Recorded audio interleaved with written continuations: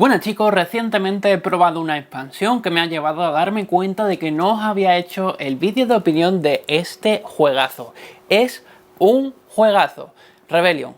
Bueno, Star Wars Rebellion. Un juego que la verdad es que si os gusta la saga de Star Wars y os gustan los juegos de mesa, os puede gustar. Hay que tener en cuenta que es un juego largo y además para 2 jugadores. Aunque, ojo, se puede jugar con más gente. La única pega es que es un juego que solamente trae componentes realmente para un jugador y para otro. Son 2 facciones. Y trae unas reglas que permiten que una facción la manejen 2 jugadores y la otra facción la puedan manejar 2 jugadores, de manera que puede ser de 2, 3 y 4 jugadores. Pero la regla esa que trae a mí no me gusta, entonces siempre que juego con más de 2 jugadores, en la facción en la que juegan más de 2 jugadores, o sea más de un jugador, pues juego con las reglas normales de un jugador. La única diferencia que hay con respecto a jugar solo es que mientras estás jugando solo, estás dándole al coco y hablando, digamos, mentalmente contigo mismo, haciendo las estrategias callado, soltando alguna palabreja para despistar al contrario y poco más. Es un juego muy silencioso.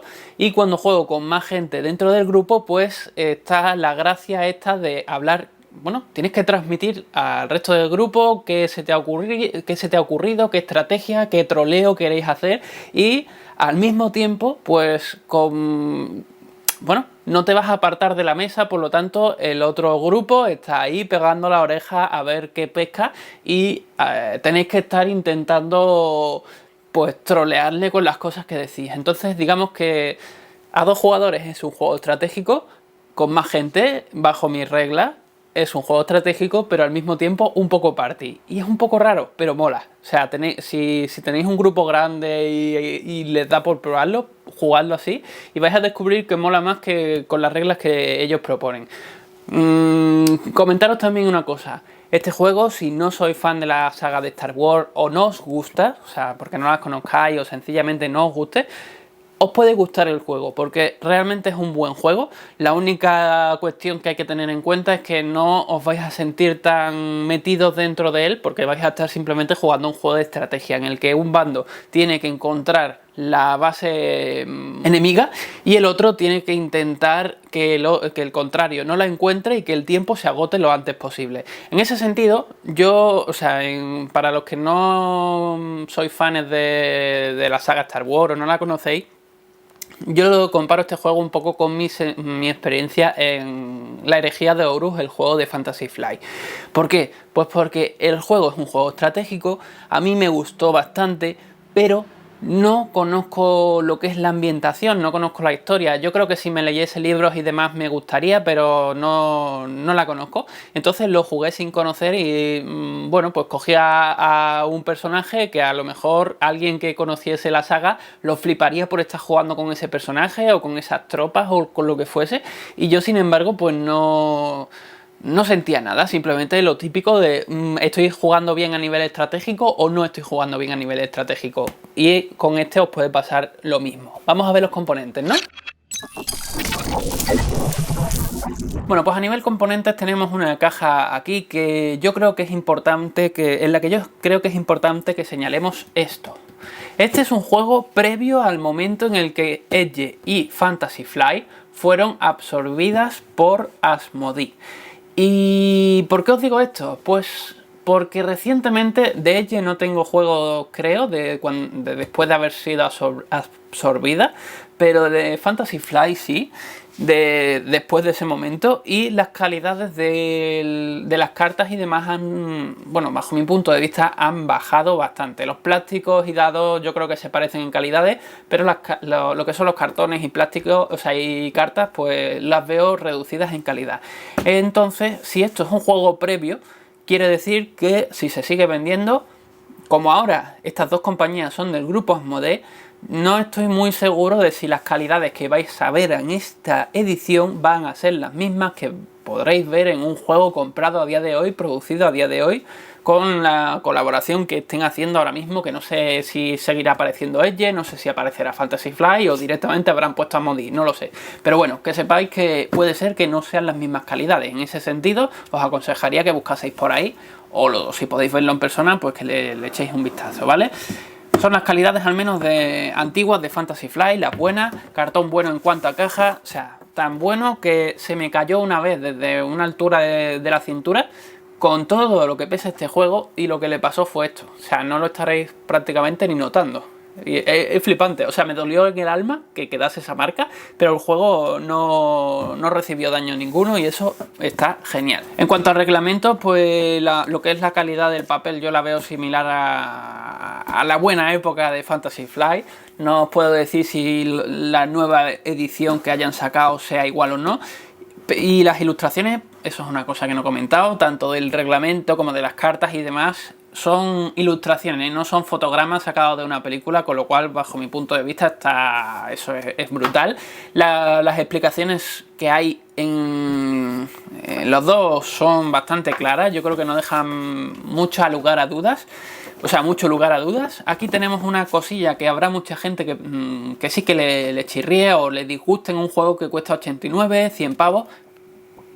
No sé si lo llegaréis a escuchar, pero es cartulina. Ojo, cartulina buena, porque este juego lo pillé recién salió, le he dado bastantes partidas, lo he sacado incluso al jardín, como ya os digo que yo en verano suelo jugar muchas veces en el jardín, en mesas que no son precisamente las más idóneas para jugar juegos de mesa.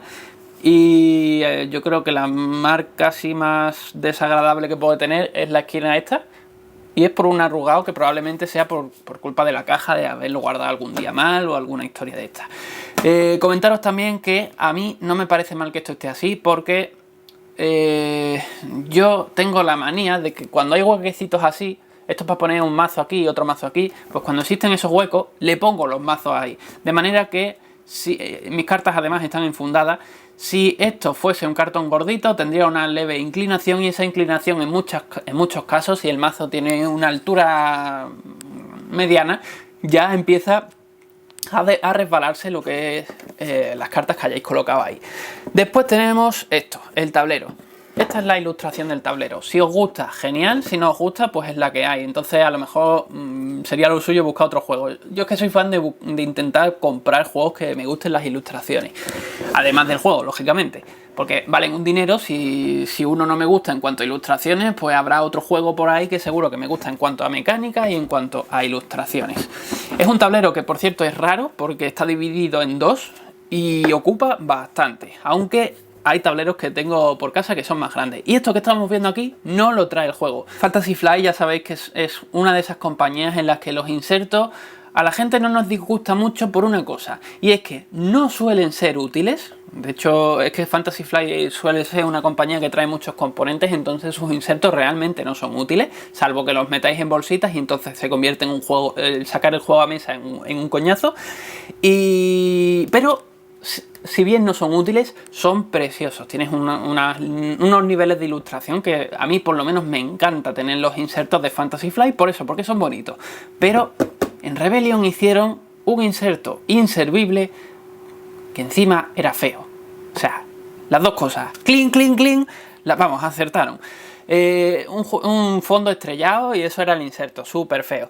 El juego es muy incómodo de sacar, para mí al menos me resultaba incómodo de sacar a mesa, porque en cada partida tenías que separar las tropas de los rebeldes y los imperiales.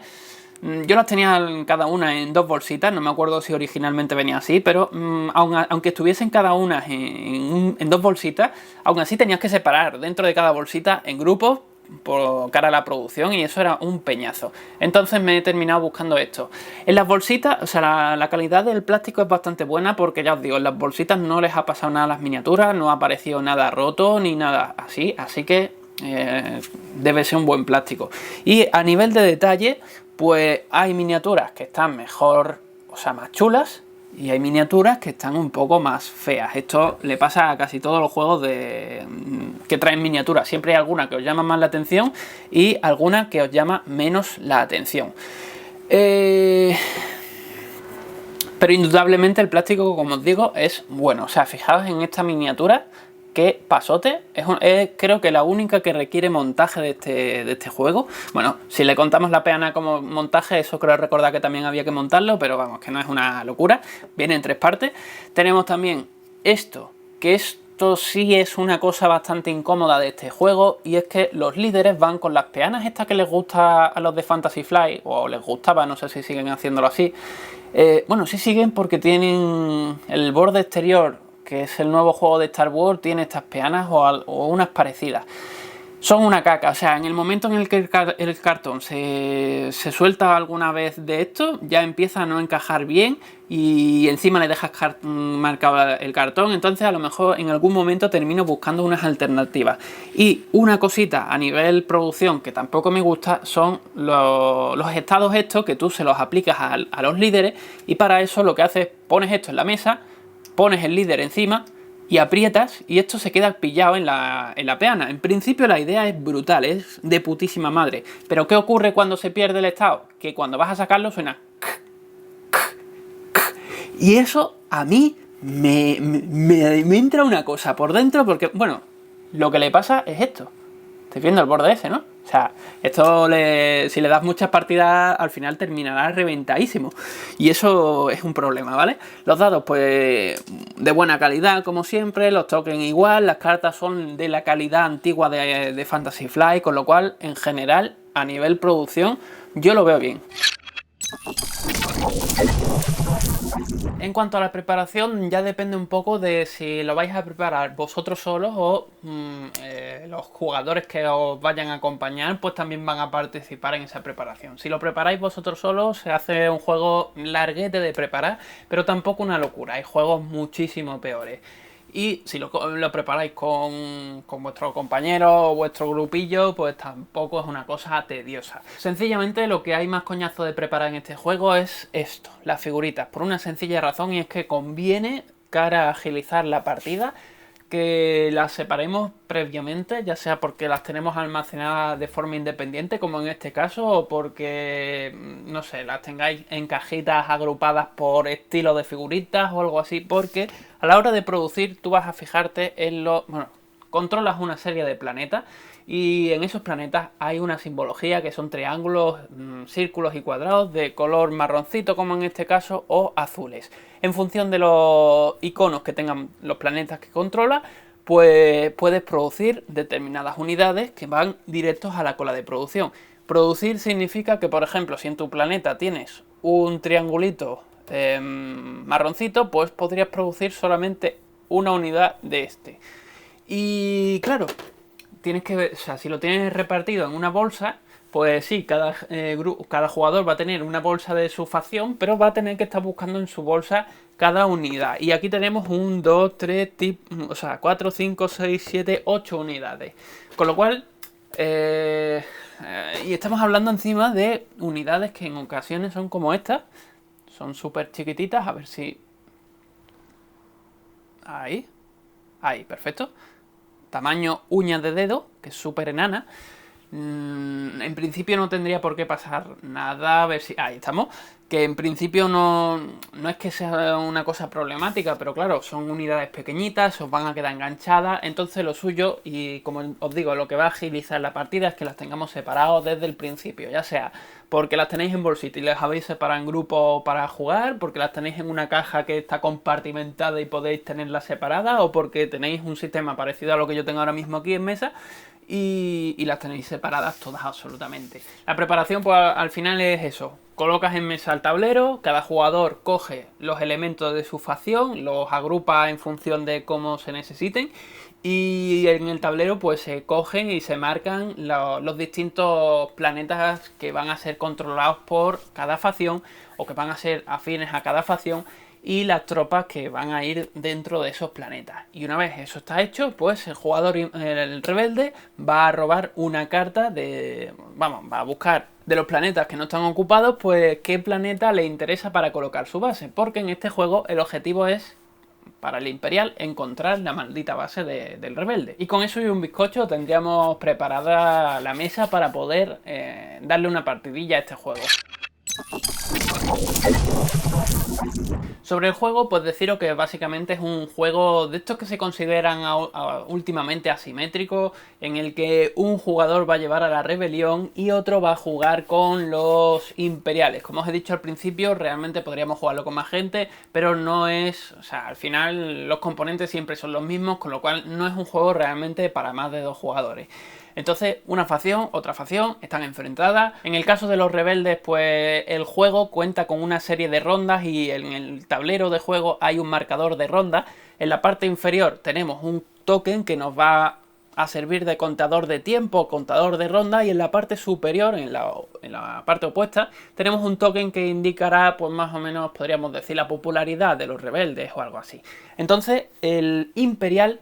O sea, sí, exactamente. El imperial va a perder o el rebelde va a ganar si en algún momento el token de tiempo y el token de popularidad rebelde se encuentran o se sobrepasan. En ese punto automáticamente la partida termina, pase lo que pase, esté ocurriendo lo que esté ocurriendo, y finiquitada la partida. Han ganado los rebeldes. El imperio necesita otro, bueno, tiene otras condiciones de victoria que son completamente distintas, y es, básicamente le va a interesar que la partida sea lo más larga posible para poder localizar dónde tiene escondido el rebelde su base, eliminar a las tropas que hay en el planeta y eliminar también a las tropas que hay en el espacio aéreo de ese planeta. De manera que, digamos que es como yo digo, os dije en vídeos anteriores hablando sobre este juego, que el Imperio en este juego juega al RIS barra hundir la flota, y el rebelde está jugando más a misiones. No es que el Imperio no vaya a jugar a misiones, pero si juega a misiones... Yo he jugado contra gente que juega mucho misiones en este juego y no le suele ir muy bien, que digamos. Vamos, de hecho, a nivel personal, tengo una duda sobre si este juego pincha o no, porque cada vez que he jugado con el Imperio he jugado con mi táctica, que mi táctica es expandirme lo máximo posible por el tablero y además intentar forzar el descubrir cartas de sonda a saco. Para las cartas de sonda básicamente son, si conocéis un poco temáticamente el juego, básicamente el Imperio está mandando sondas por el espacio y esas sondas llegan a los planetas, exploran un poco, escanean y si descubren algo, pues entonces le pegan el aviso al Imperio. Y en este juego, pues eso está representado por unas cartas. Esas cartas de sonda, es de donde el jugador rebelde ha extraído una carta al principio para esconder su base, de manera que las cartas de sonda que está descubriendo el Imperio, obviamente no es donde está la base rebelde, porque la carta de la base rebelde la tiene los rebeldes. En ese sentido, deciros una cosita, y es que este juego carece de algo bastante importante. No porque sea importante, sino porque, de nuevo, agiliza la partida y es un cacharrito así. A ver si enfoca. Venga, mamón. Ahí. Esto es un esquema, en realidad esto iría así. Es un esquema de cómo es el tablero de juego. Y eso lo va a tener el señor Imperial, el jugador que lleve al Imperio. En mi caso, básicamente lo he fabricado con un trozo de papel, he dibujado un esquema de lo que es el tablero, le he puesto por delante un plastiquito de estos, vamos, he recortado una caja de estas de pastelillos del Carrefour, le he puesto el plastiquito por delante, plastiquito por detrás y friso por los laterales. Y para eso son los rotuladores, para ir marcando aquí en color negro o en rojo los planetas donde sabes que no va a estar el rebelde porque tienen las cartas, y los planetas donde piensas que no va a estar porque tú has pasado por ellos, y en el momento en el que ocupas ese planeta, automáticamente el rebelde te tiene que decir si está o no está. Lo que pasa es que si te quitas del planeta y el rebelde mueve la base, porque puede moverla de sitio, pues podrá ocupar planetas donde tú ya habías marcado que no estaban, ¿vale? Entonces, de ahí los dos colores, aunque podéis usar un mismo color con distintas marcas, eso ya es cosa vuestra.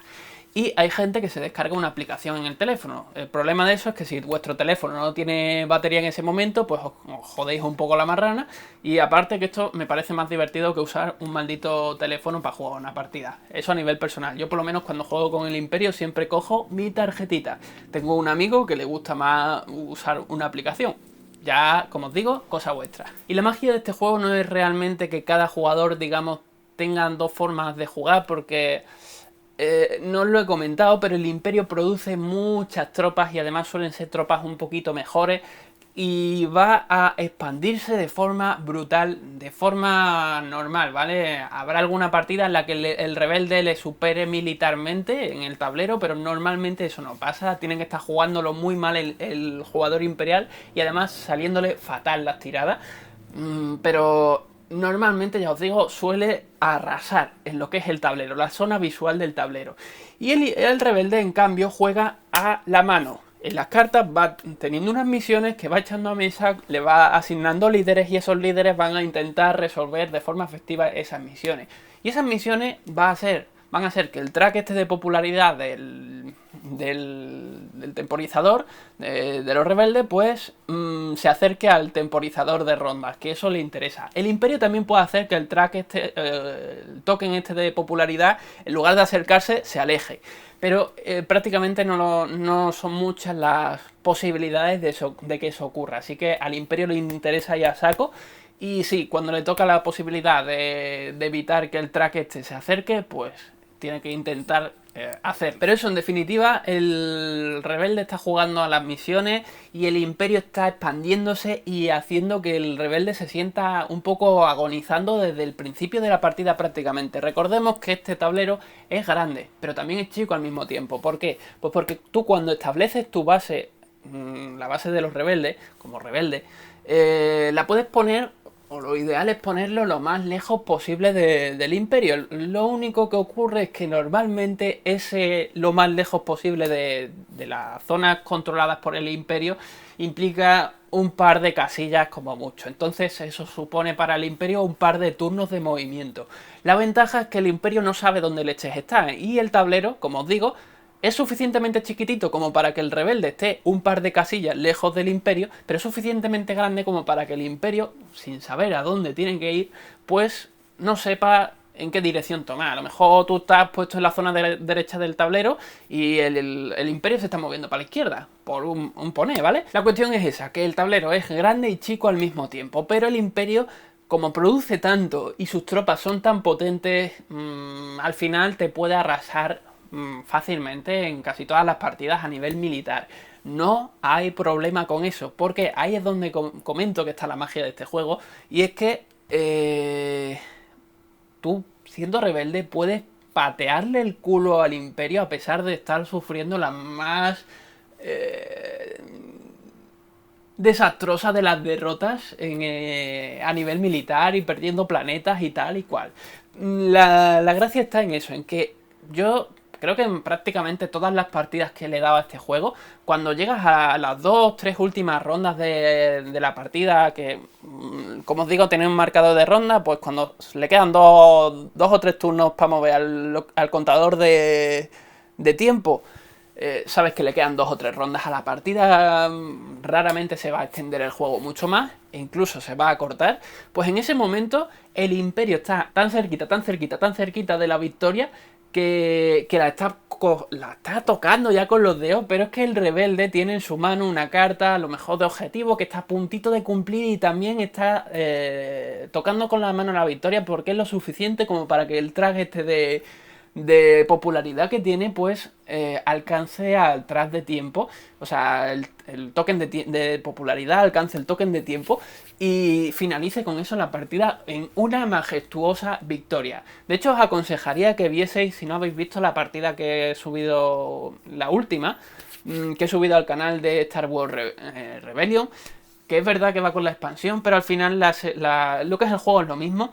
Y si me acuerdo, pondré en ese vídeo, en ese gameplay, donde coloco la base desde el principio, para que entendáis un poco el estrés que yo tenía en ese momento, porque prácticamente desde el principio el imperio estaba al lado de la base. O sea, no sé si fue en el tercer o cuarto turno, ya tenía tropas rebeldes o sea, tropas imperiales justo al lado. Y yo lo único que hacía era quitarle las naves de transporte y tratando de guiar, o de engañar, trolear, porque eso también, el rebelde tiene que intentar jugar a trolear a saco al imperio para que si se está acercando a la base o aunque no se esté acercando, el Imperio crea que está en otro sitio completamente distinto, ya sea reforzando una zona o atacando constantemente un punto, alguna cosilla así, o simplemente soltando alguna pregunta de estas absurdas que diga, uy, se me ha escapado.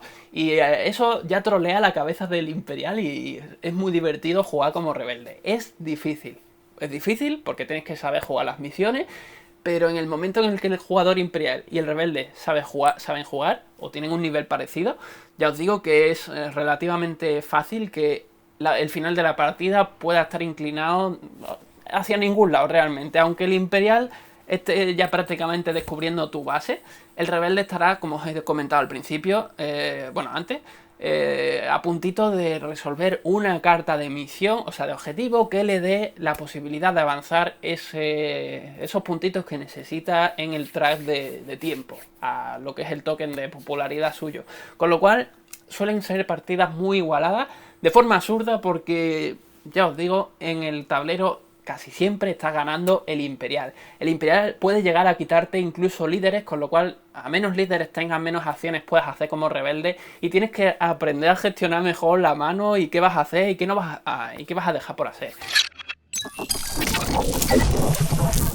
Y en cuanto al precio, estamos ante un juego de unos 89, 99, 100 pavos, dependiendo de dónde busquéis, si pilláis descuentillos, si no... ¿Merece la pena? Pues como os he dicho al principio, ya depende un poco de vosotros. Recordemos que estamos pagando cerca de 100 pavos o 100 pavos por un juego que es para 2 jugadores. Depende mucho de vosotros. Mi consejo es que si lo podéis probar primero, lo probéis, porque es mucha pasta para un juego que, si te gusta, si os gusta, lo vais a disfrutar muchísimo, pero como no os guste, mala cosa. Y si no os gusta o no os llama la atención Star Wars, pues ahí sí, probadlo primero y después ya veis si vais a comprarlo o no, porque como os digo, es muchísima pasta. A nivel material, de hecho, yo diría que más que 100 estaríamos hablando de un juego de 70 80 euros. Y a nivel de experiencia... Sí, también, aproximadamente una cosa así similar. Lo que pasa es que, como siempre, pues hay que pagar las licencias, que eso justifica que suban los precios, el aire de la caja también es importante, las patatas Lay's que no traen, etcétera, etcétera, etcétera. Y bueno, pues al final hay que pagar lo que hay que pagar si queremos estos cacharrines. Yo ya os digo que costando lo que costó, os lo repetiré millones de veces, no me arrepiento para nada de haberme hecho con este cacharrino. Vosotros ya sabéis, dejadme abajo en los comentarios si habéis jugado a este juego, lo habéis probado, lo habéis comprado. Jugar y probar al final es lo mismo, ¿no? Sí, eso, que si lo habéis catado o lo habéis comprado o lo que sea, o lo habéis visto sencillamente, pues dejadlo abajo en los comentarios qué opinión tenéis de este cacharro. Y, no os he comentado, hay una pequeña cosa de este juego que bajo mi punto de vista sí sería mejorable, pero suele ser habitual en los juegos de Fantasy Flight, con lo cual no es una sorpresa, y es que uno de los mazos en particular, a mí personalmente me dio la sensación en un inicio, y ahora que he jugado la expansión ya lo tengo más que asegurado, de que podrían estar mucho mejor el juego si tuviese más cartas. Y ese mazo es el mazo de objetivo, creo que se llama, el de los rebeldes, el que es negro con el botón rojo de no me pulses aquí porque estoy reventando la estrella de la muerte. Pues ese mazo en el juego básico necesitaría, o sea, siempre es igual, lo único que va a cambiar es la postura de las cartas, el momento en el que salen, pero al final siempre es igual. Entonces a mí me habría molado que tuviese más cartas para que las partidas, o sea, en algunas partidas saliesen unas opciones y en otras no. Incluso llegaría a modificar la opción de que aparezca un destruir la estrella de la muerte o no, porque para ganar la partida no es necesario destruir la estrella de la muerte. Queda muy épico, pero también molaría que hubiese partidas en las que no tuviese necesariamente por qué pasar. Bueno, pues esto ha sido mi vídeo de opinión. Dejadme abajo en los comentarios qué os ha parecido, si os ha gustado darle like, suscribiros si no estabais suscritos y como siempre, buen camino y que la fuerza os acompañe.